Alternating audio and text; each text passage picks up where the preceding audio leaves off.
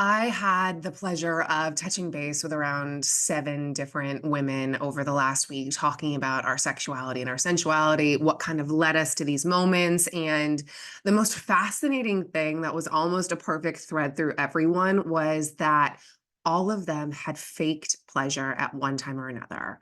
And that is like immediately what brings me back to what started me out on my path for wanting to be a female sexuality specialist because that was me too.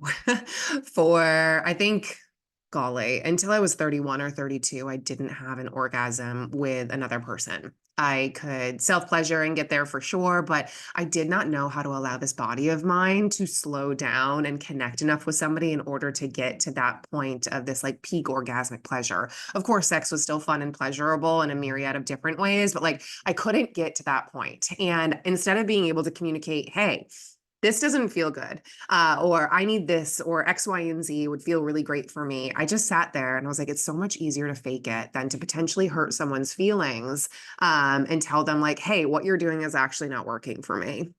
So, what I would love for you to do for a moment is just like step back and check in and be like, hey, what is your communication style like? How are you feeling? Because if you are anything like me in my 20s, where I literally would have to like psychosomatic myself into a moment of where I was like, okay, be wet, be wet, be wet. Allow yourself to be open and ready for this.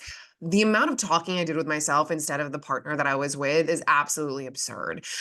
So I would convince myself that I was in these situations that felt great. And I was like, well, nothing actually feels like it does when I'm in solo pleasure. And I don't think we're going to get there. So it's easier for me to just kind of fake it. If you are one of those humans, it's okay, it can shift. I like to always say I'm proof that that can happen. For someone who didn't know how to speak up my wants, my needs, my desires, I didn't know how to authentically relate to somebody or say, "Hey, I would like this." I get it. I would go to brunch with my girlfriends all the time and they would talk about all of their really hot sexual escapades, and I felt really alone.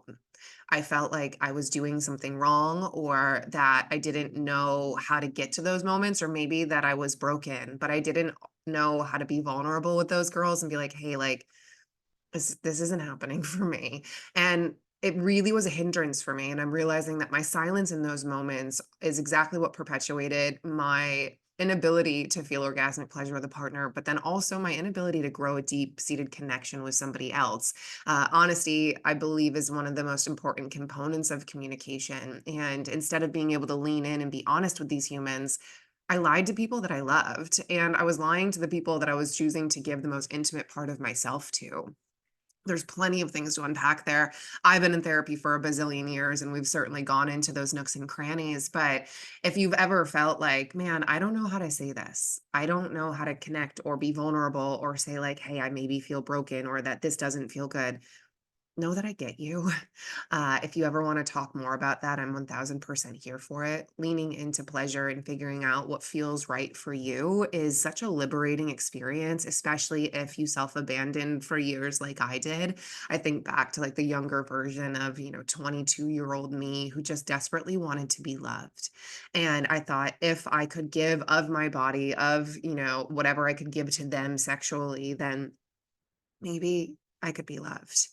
Maybe there would be a chance for me to feel like I was a normal person. And truth is, there's no such thing as normal. We are all deserving of being loved for exactly who we are. And especially if you're intimate with someone and they're doing something that doesn't feel good for you, by golly, you wouldn't want to be doing that to somebody else, right? So give yourself the permission to like lean in and be like, okay, cool. No, this is a learning moment. And every single body is different. And if you are a vulva haver, then you are changing every day also, right? Our hormones are always changing. So the way that we're going to want to be touched or seen or experienced or whatever is going to be different.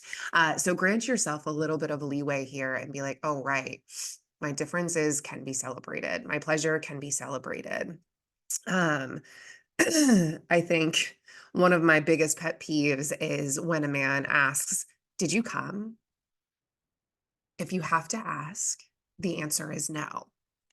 Simply, like, I'm not a quiet orgasmer. I'm not like a full, like my body doesn't just like lay there. I'm like, oh my God, no, I'm totally into it. So if you have to ask, the answer is probably no.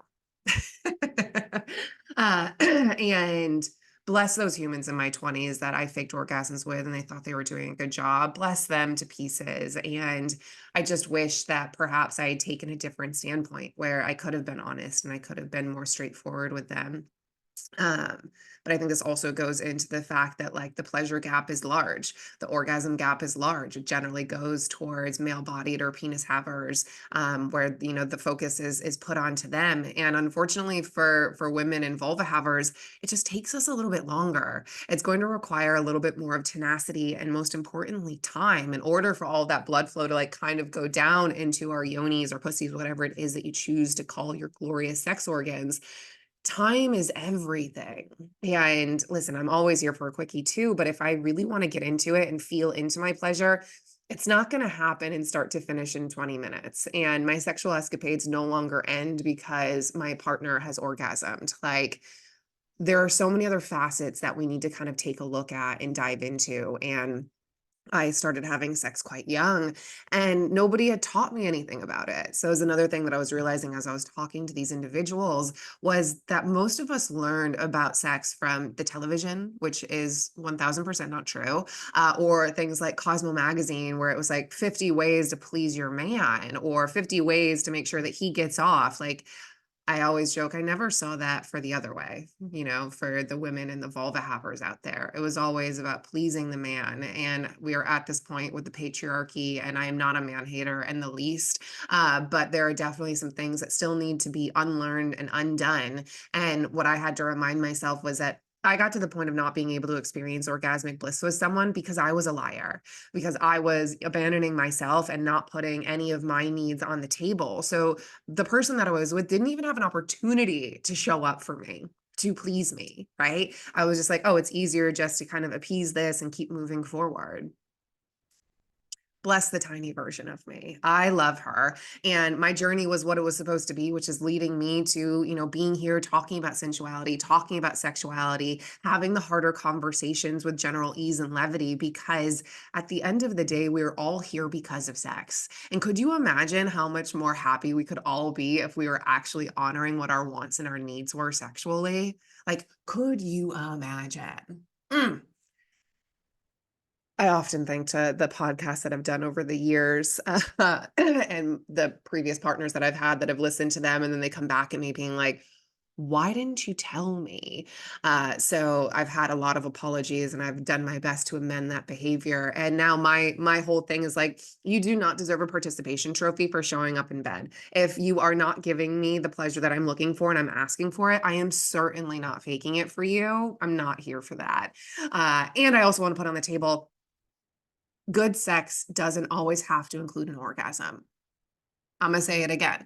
Good sex doesn't always have to include an orgasm. It is about that connectedness, that being present, the being present with the person, allowing your body to open up, to soften, to receive, to give, all of these glorious things. So if you are somebody who struggles to orgasm, congratulations, welcome to the club. I'm still with you.